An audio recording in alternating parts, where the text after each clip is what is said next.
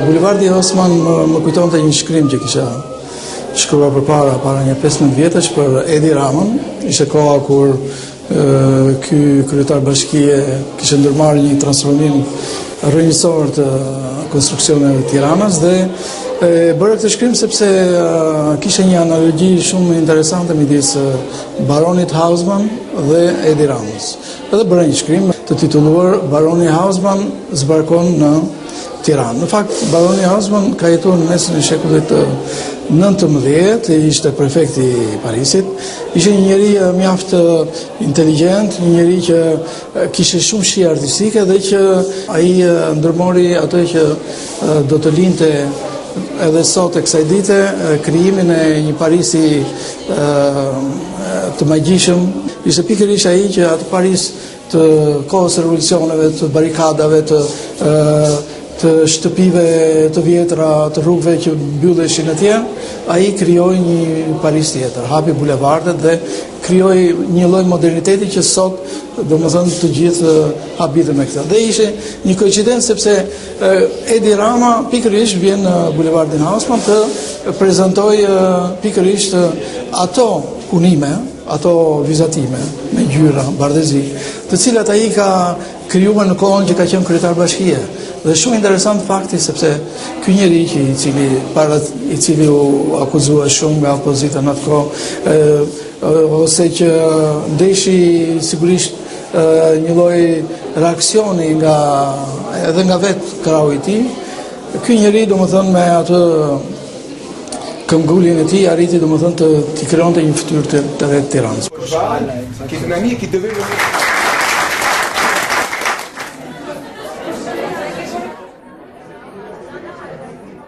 Këto vizatime që unë e shoh këtu me këtë lloj prezantimi janë për mua ndoshta janë një lloj reminiscence e Edit ose një lloj kundërvënie e asaj të përditshmeje që ka një trysni dhe një stres të jashtëzakonshëm dhe një relaksim dhe ajo që thash reminiscenca që i del pa pritur, sepse aty flajo artisti, është brenda tij. Ato që ai bëri në arkitekturën e Tiranës, pikërisht ato unë i gjeta në vizatimet e tij. Kam parë librin e botuar, kam lexuar tekstet e tij dhe është mjaft interesante se si ky njeri i cili gjendesh në atë majën e Greminës, pikërisht atëherë ai abstragonte dhe gjente kohën për të krijuar. Nganjëherë artisti merrte mbi atë të qenit pushtetar. Sigurisht artistët e pushtetit nganjëherë janë në kundërvënie me njëri tjetrin, nuk e pranojnë njëri tjetrin, por nganjëherë ka njerëz tek të cilët edhe bashkëjetojnë.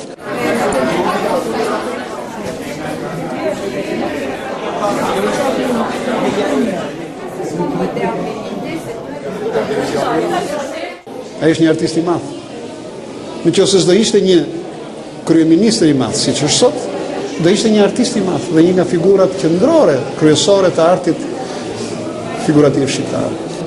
Kjo ishte interesant, vërtet interesant se është një shumë origjinal, diçka që ka bërë, më ka pëlqyer shumë se më duket se nuk e ka harruar pikturën atë, po e vazhdon me disa është në politikë të shtetit. E vazhdon disa herë, është një kënaqësi me pa kështu në këtë galeri, këta dy piktorë për Shqipëri që kanë ardhur shumë mirë me këta francezët Parisin, me pa çka buhet në Shqipëri, çka ka për Shqipërinë. Ekspozitat në Paris janë të rralla. Ato për neve që jetojmë këtu janë dhe ngjarje të rëndësishme, jo vetëm se shohim artistët e një e vendit tonë, shohim artistët shqiptarë që ekspozojnë dhe që na ngrojnë me forcën e tyre artistike drejt kësaj bote të madhe të artit europian dhe në çdo ngjarje të tillë të frymëzojnë dhe në veçanti të kënaqen për rezultatet që arrin. Me Edi Ramën më njihemi prej më shumë se 25 vjetësh dhe më kujtohet në vitet 90 për herë parë në Shqipëri revista Connaissance des Arts, që është njohja e artit në Shqip, vinte në Shqipëri. Me të vinin dhe kritikë shquar arti, konservatorë të Muzeut Luvrit edhe fotografë të shquar. Kjo ekspozit u bë në Galerinë Kombëtare të Arteve dhe u ekspozun vetëm riprodhime të artit francez. Megjithatë, nga që etja për artin në Shqipëri në atë periudhë ishte e jashtëzakonshme, aty u gjendën një publik që francezët u çuditën se si mund të mblidheshin aq shumë njerëz për të parë riprodhime. Po ato nuk e dinin se si ishte e kaluara e Shqipërisë në lidhje me pamjen e ngjarjeve që ndodhnin përtej kufive. Dhe se sa e varfër ishte njohja jonë në raport me artin bashkëkohor. Connaissance des Arts, donc kjo revistë që erdhi, na propozoi të bënte disa fotografira të veprave tona. Në këtë mënyrë u gjendëm në kopshtin e shtëpisë time, ku edhe fotografi i revistës arrit na fotografoi ne vetë, por edhe veprat tona si të rinj që kishim bërë përpjekje për një art bashkëkohor dhe që përfaqësonim të rinjt, artistët e rinj në Shqipëri. Donc ce qui frappe quand on rencontre Edi Rama, c'est qu'il est atypique. Il est quand même plus grand que la moyenne de beaucoup de chefs d'État. Et ce qui frappe, c'est ce mélange, au fond, d'hommes politiques et d'artistes.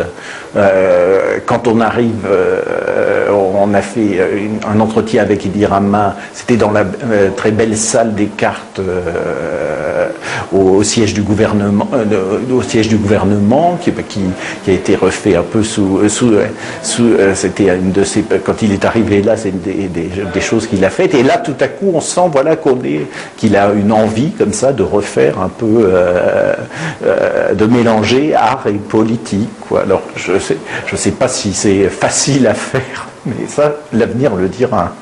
Intéressant, c'est précisément, on voit que c'est des documents officiels qui sont qui réussissent un peu à transfigurer, à embellir et à en faire quelque chose. Je crois pas que l'Albanie soit réputée pour faire beaucoup de recyclage en matière d'écologie, mais en tout cas son Premier ministre s'est bien recyclé de la paperasse en art. La première impression, c'est une très agréable surprise. Parce que je suis ramenée souvent à voir ce qui se passe dans Paris, dans le vernissage.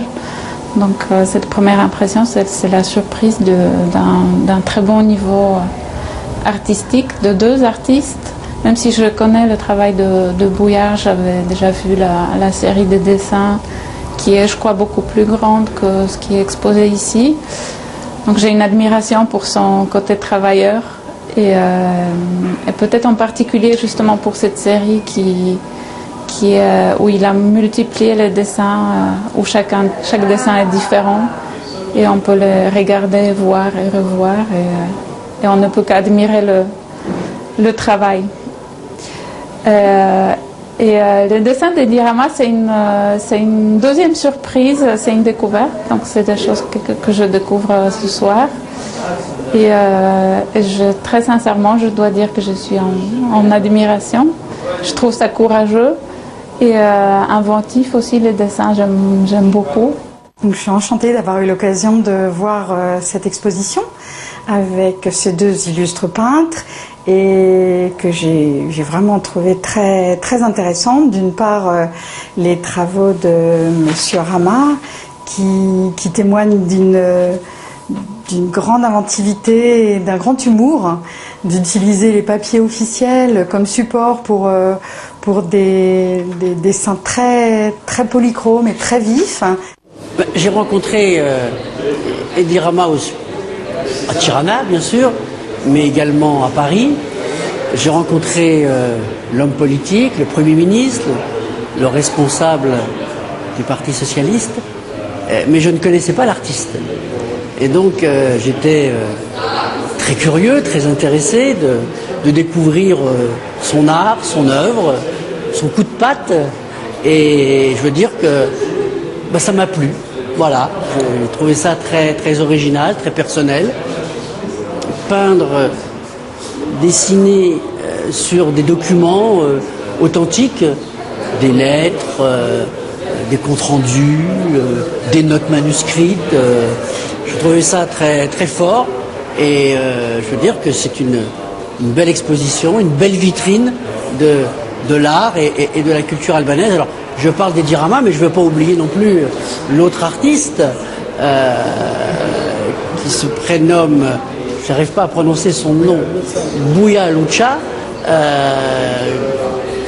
qui est tout autre genre, mais également une peinture très forte, très, très expressive, que j'apprécie également. C'est très différent, mais c'est également, je dirais, de très haute tenue. Et cette exposition, ma foi, fait honneur à l'Albanie et permet la rencontre de deux mondes, pas si éloignés que cela, le monde français et albanais. Et c'est pour cela que je passe un agréable moment à cette exposition, à ce vernissage. Mbi të gjitha ajo që ka rëndësi dhe na lidh në këtë ekspozitë janë disa pamje dhe disa tema që ne ndajmë dhe mbi të gjitha konceptimi që kemi për veprën e artit. Ne nuk kërkojmë një riprodhim të natyrës, por e rishpikim atë dhe japim nëpërmjet saj çfarë ndjejmë në thellësi. Edi ndiset në pikturë nga diçka që e frymëzon atë, siç janë letrat që ai përdor çdo çast të agjendës tij, të takimeve të shumta që ka, dhe nëpërmjet artit ai bën një dalje nga realiteti, jo për t'i shpëtuar atij, por për ta rindartuar siç ëndron ai. Dhe mund të themi me të drejtë që ai bën udhëtime nëpërmjet pikturës tij. Dhe këto udhëtime na fton t'i bëjmë dhe ne bashkë me të. Dhe kjo është bukuria që gjej unë në veprën e tij. Kjo është një veçanti e artit dhe artistëve që ata tregojnë veten e tyre dhe vetëm ata i shpjegojnë imazhet dhe ëndrat që kanë të shprehura edhe në kuadrate të vogla vizatimesh, siç është rasti i fletëve të kalendarit të kryetarit të Bashkisë të Tiranës.